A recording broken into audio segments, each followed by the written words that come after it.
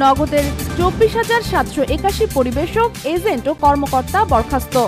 বড় ধরনের জালিয়াতির অভিযোগ উঠেছে মোবাইলে আর্থিক সেবা প্রদানকারী প্রতিষ্ঠান নগদ লিমিটেডের উপর।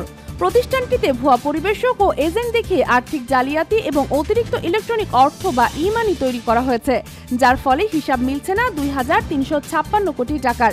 এ কারণে বরখাস্ত করা হয়েছে নগদ লিমিটেডের 41 পরিবেশক, 24,097 এজেন্ট ও 643 জন বিক্রয় কর্মকর্তাকে।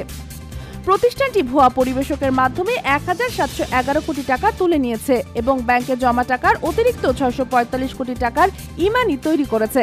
এটাকে ডিজিটাল জালিয়াতি বলা হলেও এখানে কোনো মামলা দায়ের হয়নি, কারণ মামলা কে করবে তা নিয়ে 1 মাস ধরে ডাক অধিদপ্তর ও বাংলাদেশ ব্যাংকের মধ্যে টানাপোড়েন চলছে। এ ঘটনায় ইতোমধ্যে নগদ লিমিটেডের 41 পরিবেশক এবং 24,097 এজেন্টকে বরখাস্ত করেছে প্রতিষ্ঠানটিতে কেন্দ্রীয় ব্যাংকের নিযুক্ত প্রশাসক। পাশাপাশি 643 জন বিক্রয় কর্মকর্তাকে বরখাস্ত করা হয়েছে।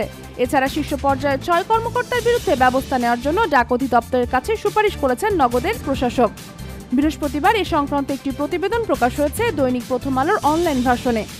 আওয়ামী লীগ সরকারের আমলে নগদ লিমিটেডের যাত্রা শুরু হয়। 2019 সালে 26 মার্চ এই MFS সেবার উদ্বোধন করেছিলেন তৎকালীন প্রধানমন্ত্রী শেখ হাসিনা। কেন্দ্রীয় ব্যাংকের অনুমোদন ছাড়াই ব্যবসা শুরু করে প্রতিষ্ঠানটি। এটির পরিচালনায় প্রথম থেকেই আওয়ামী লীগের একাধিক সংসদ সদস্য এবং প্রভাবশালী ব্যক্তি যুক্ত থাকায় হিসাব খোলা থেকে শুরু করে সরকারি ভাতা বিতরণে একচ্ছত্র সুবিধা পায় নগদ। গত 5 আগস্ট আওয়ামী লীগ সরকারের পতনের পর 21 আগস্ট প্রতিষ্ঠানটিতে প্রশাসক বসায় কেন্দ্রীয় ব্যাংক। এরপর প্রশাসক দলের পরিদর্শনে বড় ধরনের ডিজিটাল আর্থিক জালিয়াতি ধরা পড়ে। সেজন্য গত 18 নভেম্বর আইনি ব্যবস্থা নিতে ডাক অধিদপ্তর ও বাংলাদেশ ব্যাংকে চিঠি দেন প্রশাসক।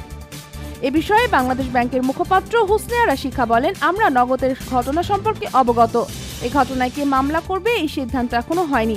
এ নিয়ে কেন্দ্রীয় ব্যাংক ও ডাক অধিদপ্তরের মধ্যে আলোচনা হচ্ছে। আইনজীবীর মতামত নেওয়া হচ্ছে, এরপরই সিদ্ধান্ত হবে। নথিপত্র পর্যালোচনায় উঠে আসে কোনো ধরনের অনুমোদন ছাড়াই নগদে 41 পরিবেশকের মাধ্যমে 1,711 কোটি টাকা বের করে নেওয়া হয়েছে। মূলত ই-মানির বিপরীতে নগদ টাকা তুলে নেওয়া হয়। এই ডিজিটাল আর্থিক জালিয়াতির ঘটনায় 41 পরিবেশকের পাশাপাশি 24,097 এজেন্টকে বরখাস্ত করেন নগদে নিযুক্ত প্রশাসক। 3,831টি মার্চেন্ট অ্যাকাউন্ট বা ব্যবসায়িক হিসাব বাতিল করা হয়েছে। এছাড়া নগদের 643 বিক্রয় কর্মকর্তাকেও বরখাস্ত করা হয়েছে। পাশাপাশি 643 জন বিক্রয় কর্মকর্তাকেও বরখাস্ত করা হয়েছে। এছাড়া শীর্ষ পর্যায়ের 6 কর্মকর্তার বিরুদ্ধে ব্যবস্থা নেওয়ার জন্য ডাক অধিদপ্তরের কাছে সুপারিশ করেছেন নগদের প্রশাসক।